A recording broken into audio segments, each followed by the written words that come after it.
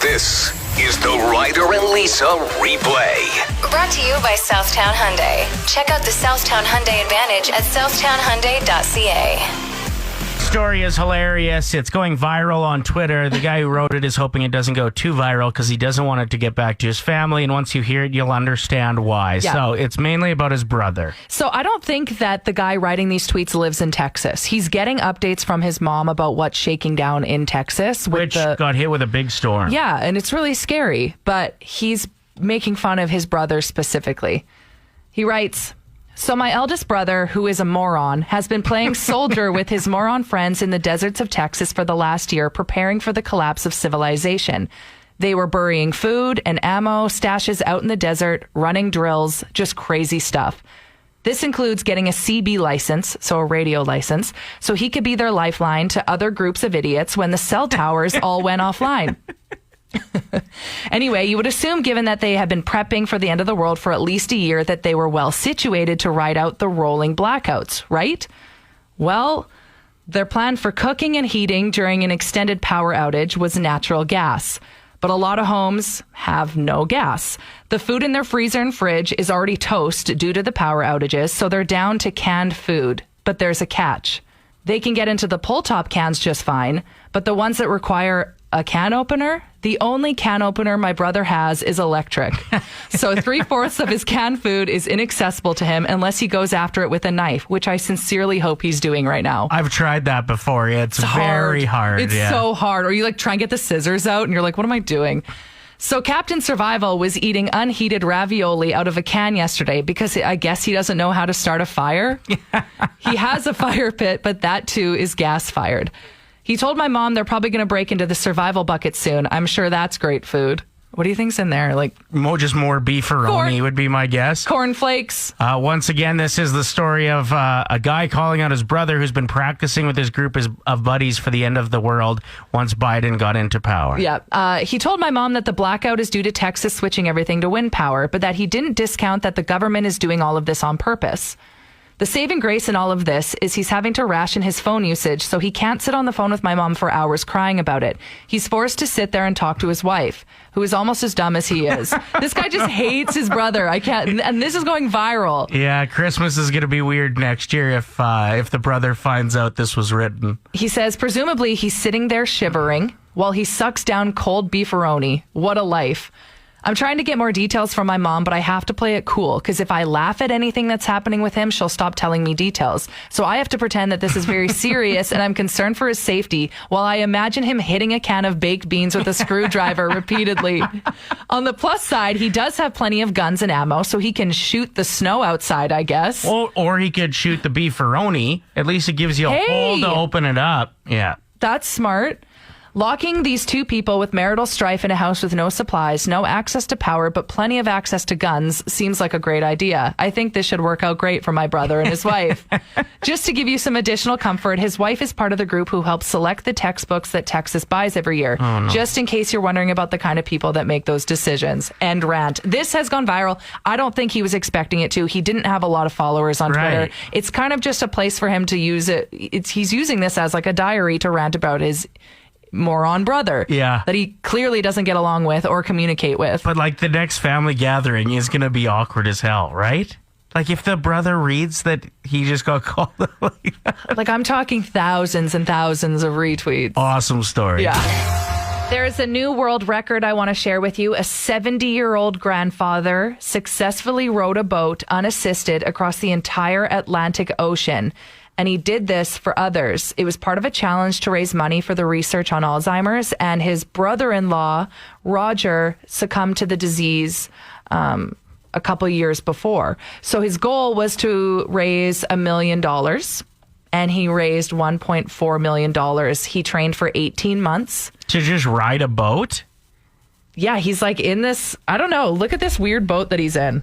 I don't even know what to call that. Oh, he rowed. Yeah, he's rowing this huge boat though, and I thought you meant he just rode on it. No, I was why would you have to trade in a ride on a boat? But huge waves. Yeah. So the fact that this 70-year-old dude did all of this for his brother-in-law, it's a beautiful story. And $1.4 million for Alzheimer's research. Incredible. Love it. Tell me something good. My story is actually an update on a story we had probably a month or so ago. It involved a family from the States trying to get up to, I think it was the husband who was in the American military in Alaska. Okay. And they had their car break down soon after they got over the border. They were allowed through, but they had to get directly to Alaska.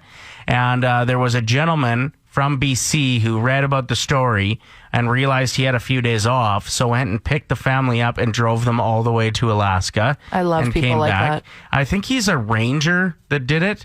Anyway, Planters, the company that makes the peanuts or whatever, they found out about this story, and occasionally they like to celebrate good stories like this.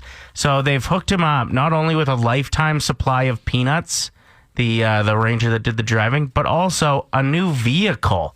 They just gave him a new car and a lifetime supply of peanuts. Tell me something good. Time for Complaint Corner. What do you need to get off your chest, Lise? Stop posting zoomed in videos of you bursting your egg open. What? I don't want to see the Vitellis leaking out of the albumin. No. It's disturbing and it's downright rude. So, like, when somebody posts, let's say, You're like, look at my perfect egg Eggs I made. Benedict, and it's a soft poached egg, when they like put the fork in, that beautiful moment. No, I am not interested in your seductive breakfast. Never has a series of boomerangs and videos filled me with such terror. What? I hate it. You're anti-egg now? I just can't watch that. I can't be the only one that is grossed out by zoomed in egg videos. Okay, so do you eat eggs? Occasionally, yes. Do you eat them if they're soft? Like if the yolk's soft? Yep. But just the video of the first release. That's enough. Okay. It's a really strange thing to be upset about, but we'll put it on the list. I'd like to complain about my comma usage, where I'm only 80% confident anytime I use a comma. I don't know if I need them before the word and or not. I'm like a 38. At this point, do I go back to grade 4 and learn about commas? I don't think you put one after and.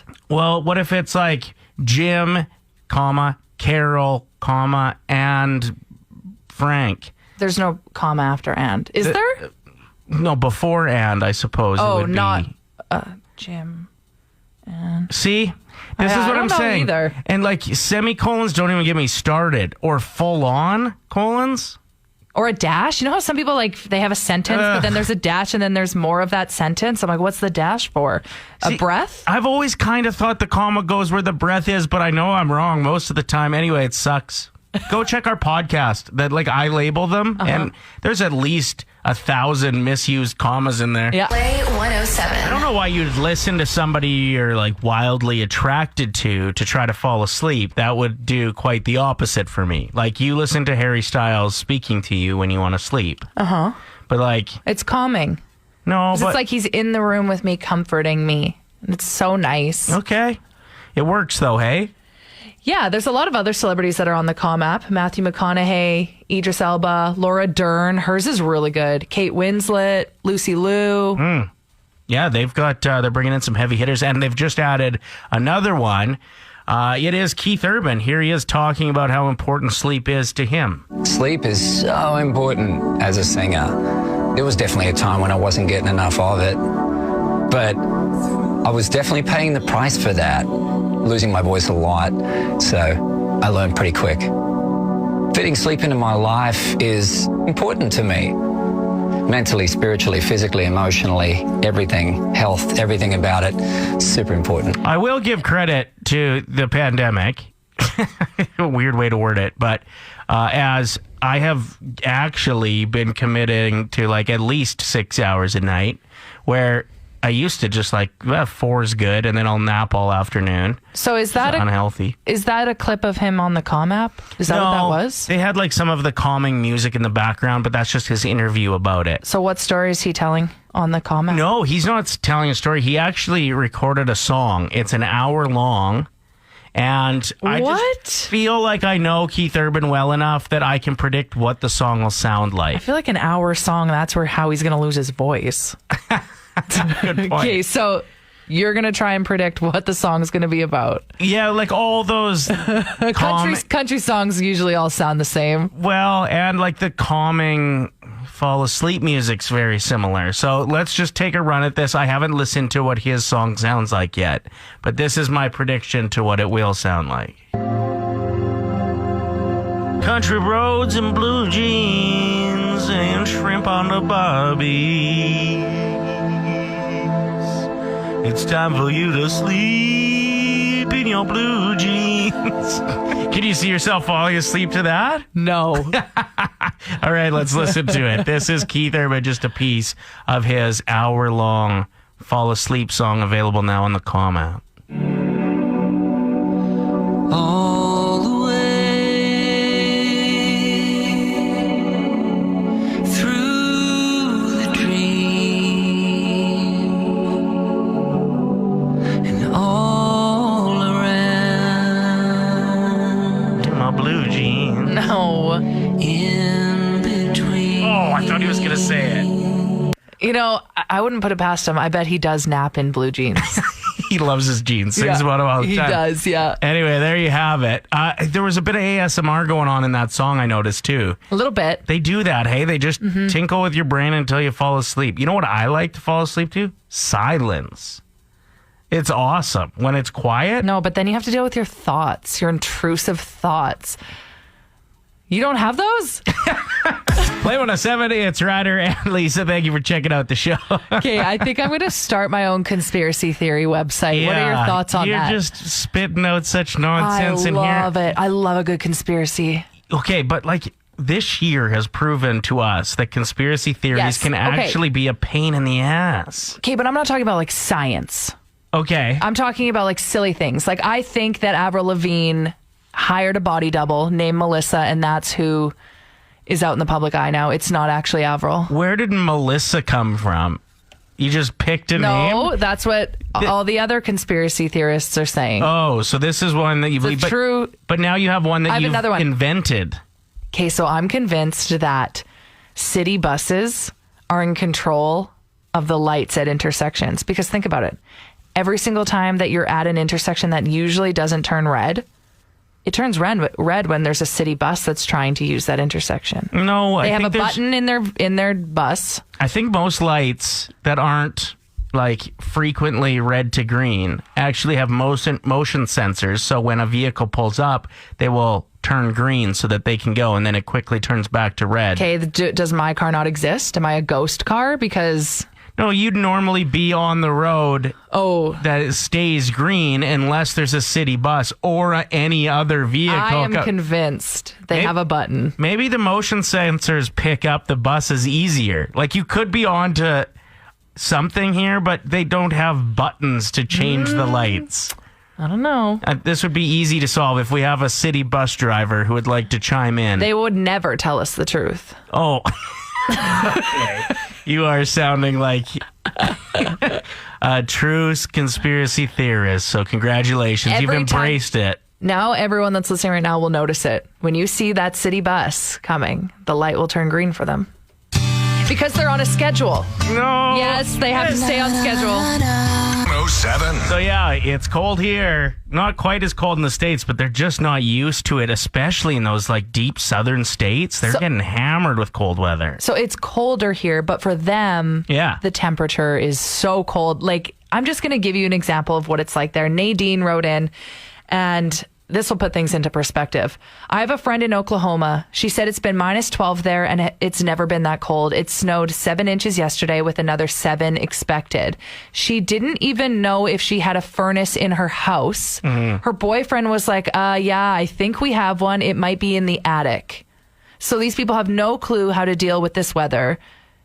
It's crazy, and like we want to laugh, but there's our people's lives at stake. Like they're freezing over there. Texas has completely shut down because they don't know how to deal with the roadways being frozen. Well, even try driving with your summer tires on right now, this time of year. It would be so difficult. I bet the geese are pissed. Oh, yeah. Hey, they probably... They're like, why did I waste it? What a waste of a vacation. I worked so hard to get down here for this.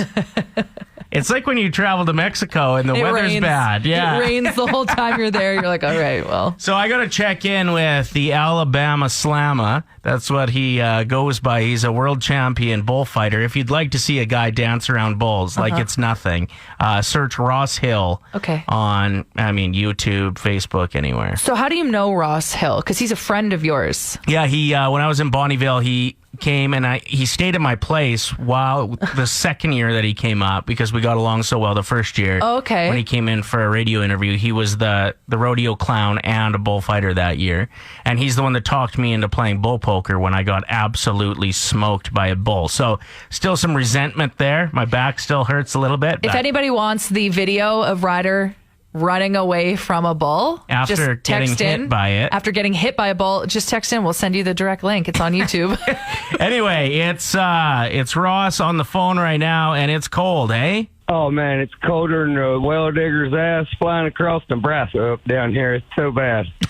What I don't know what that means. What is the temperature? It's 11 degrees. Okay, let me just do the math here. Okay, yeah. What would that mean 11 for us? Fahrenheit. It's really cold, man. Really cold, like frozen, everything. You step off on your steps, bust your ass. I mean, that's the calculation. It's minus 11 there right now. And you're in Muscle Shoals? Muscle Shoals, Alabama, baby. It's not right. So, this is the coldest you've ever felt down there, hey? Yeah, oh, definitely. Yep. In my lifetime, we sold out of milk. We sold out of bread. We done sold all the pigs. I mean, I'm not even sure there's a chicken alive still. Do you have a heater in your house? Well, hell yeah, I got a heater. I am bundled up still right now. Like, I don't even know why you get out. Do you have any Long Johns? Long Johns? Yeah. Well, I mean, Long John, his truck won't get out either. He's stuck. No, you have a friend named Long John. No, they're like long underwear. Oh, no, we don't wear clothes under our clothes. No, hey? Well, you should. Oh, dude, it really is so bad, man. I can't even tell you. Like, it's freaking... we've had a blast, though. We've been riding around on the four-wheelers, pulling each other on knee boards and all that. So, Good. we're having a good time. I've only lost one tooth. You've only lost one tooth so far? And I can't find it. Blended right in with the snow or ice. Can't find it nowhere. Been looking for it 2 days. Had a buddy reach out to me to ask for a little bit of parenting help. I ended up having a daughter probably about 3 or 4 years before most of the guys I grew up with, who I'm still really close friends with, became dads. Mm-hmm. So for some reason, they think I know how to parent, which is ridiculous. You're pretty good at it. Oh, thank you. But yeah, my kid, I've never had a problem getting to eat things. Mm-hmm. She eats chicken feet. That's like her favorite food is chicken feet. So yeah, she'll try anything. And he's having a really rough time with his son trying to convince him to try anything new or even eat like things that he likes. Almost a reverse psychology and be like, oh, it's actually really good, and just like slowly every time, like when he serves whatever it is he's serving for dinner, they'll slowly actually try it. And then after a while, they'll like it. All right. So just play it up that it's all delicious. Yeah, just even if he doesn't like something, be like, oh, it's pretty good. I think it's pretty good, Okay, I like that. Thank you very much for the call. Yeah, no problem. Have a great day. We will. This text, I think, rings true, that if you get your kid to help you cook, quite often they'll be a lot more interested in trying the food, which is probably legit, right? I've seen my kid make some gross desserts, and then she pretends they're good because she made them. I just keep thinking back to my childhood and how my mom always made steamed green peas, the ones out of the can. And they were so bad. And every single time, all 3 daughters would be like, we don't want this. We don't want to eat it. And then we'd have to stay at the table until we ate it. It's just get a different vegetable. Mom. That's terrible advice, though. This is pretty awesome. And this comes to us from a mom with 5 kids. Wow. Her name is Linda, and she says, I cook healthy, diverse foods, and they get to decide whether or not to eat them. When a kid says, I don't like chicken and noodles, for example, I'll just calmly reply with, then don't eat chicken and noodles. Don't worry, you'll make it till breakfast. And then go on eating my own food. We don't talk about how much they need to eat. We don't bargain about how many bites, whether or not they get dessert. They will end up most of the time eating dinner, and when they don't, they always eat a full breakfast and they're good to go. So I guess just putting it in their hands. I was talking to a friend of mine who's a mom the other day too, and she said that she's all about parenting with honesty. So she'll just, like, if her kid asks her a question, it's straight up honest every time. Or when she's explaining something, it's like she's explaining it to an adult friend. She just wants to parent with honesty, and I appreciate that. Okay, there was a quote that I read. I don't know if it was a tweet or a meme or what it was, but I thought it was brilliant. And this can be used with getting your kids to eat dinner. If they are eating everything and taking their plate to the dishwasher, instead of saying, I'm proud of you, say, you should be so proud of yourself. Because then they're not raised to, like, feel like they need to be validated by other people and what they think of them. They can grow to be very proud of themselves and do things on their own. Whoa. Yeah. Solid meme. Way better than most of the ones you see that you follow with, like, the Minions. Is that where you got that one? No. From one of your Facebook Minion quote pages? 107. 25 years since Happy Gilmore came out. To celebrate, Adam Sandler posted a video of him doing the old Happy Gilmore swing. Yeah, so awesome. Yesterday, and calling out Shooter McGavin. Here's some of it. Okay, it's been 25 years since I've done this. Let's see what happens. Shooter McGavin, this is for you. And I'm not lying to you, that is smash. You dead, Shooter. That sounded like he absolutely smashed it, too. Sounded great. Yeah. What's your favorite quote? Oh, that's like picking a favorite kid. That movie's so good. I think it's my favorite comedy of all time. I'd say the hardest I laugh every time it's on is when the caddy that he got, which was actually just like a homeless dude who only had one shoe on, says, I think this putt's going a little bit right to left. And he said, no, you're just thinking that because you're only wearing one shoe. That and the rhyming scene. Yes. Down by the bay. Maybe I'll eat some hay. It's so good. And the my fingers hurt. Oh, What? that seems so sad. My fingers hurt. Well, now your back's going to hurt because you just pulled landscaping duty. Anybody else's fingers hurt? See, that is definitely the most quotable. Like, if you start quoting it, everyone in the room starts quoting it. It's that movie, Ace Ventura, Legally Blonde. Like, those are the ones where they're so quotable. Borat. Obviously, a lot of quotes coming from that. You know, and it's funny you say that because Adam Sandler posted that yesterday, and Reese Witherspoon posted, show me you're a fan of Legally Blonde, or tell me you're a fan of Legally Blonde without telling me you're a fan of Legally Blonde. And the amount of people that are like, what, like it's hard? Is like the best quote about her going to law school. What, like it's hard? I love it. Anyway, happy anniversary. You know what? There's some movies you don't want to mess with a sequel. But I would love to see a Happy Gilmore sequel. Like, why not? It's so Well, good. Adam needs to redeem himself. Let's just say that. Come on. What? It's true. He puts out 15 movies a year. At least one's good every year. Not Jack and Jill. Okay, I got a video of Ryder. He was being really annoying in here and dancing really hard, but then I got a video of it, and it's actually really funny. From the perspective of, like, other people, it's super funny. For me personally, being in here with you the whole time... Okay. It's a bit much. I was like, how can I make this stop? Like, what will stop you from dancing? You're like, just watch me for a little bit. I don't think that's how I worded Validate me. I don't think that's how I worded it. That is very embarrassing. You were dancing so hard that you got pit stains. Let's just say that. Yeah, and they're in the video that you it's posted. so good. Go look at it. It's on Instagram, Play107YG, before Ryder logs in and deletes it. It's so good. It's just so rude, really. Ryder and Lisa. Brought to you by Southtown Hyundai. Play 107.